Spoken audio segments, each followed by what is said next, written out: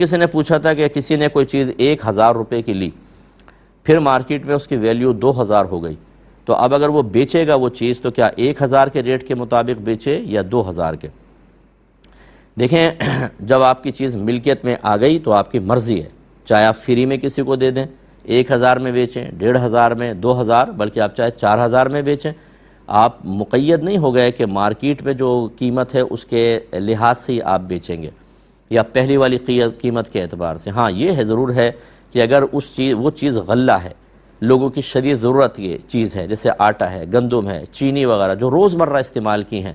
اس میں یہ نہ کریں کہ آپ لے کر اور بہت زیادہ مہنگا کر کے بیچیں تو بیچارے غریبوں کے لیے نقصان کا باعث ہوتا ہے، تکلیف میں پڑ جاتے ہیں۔ لیکن جو عام چیزیں ہیں جو ہماری ذاتی ضروریات کی اتنی زیادہ نہیں ہوتی ہیں، انہیں آپ بالکل جتنی مرضی قیمت پہ بیچیں۔ یہ بعض لوگ کہتے ہیں کہ جی دیکھیں نفع جو ہے نا صرف آٹے میں نمک کے برابر لے سکتے ہیں۔ ایسے بھائیوں سے پوچھئے گا کہ کتنا آٹا اور اس میں کتنا نمک، یہ بتاؤ ذرا، تو کیا مطلب آٹے میں نمک کے برابر؟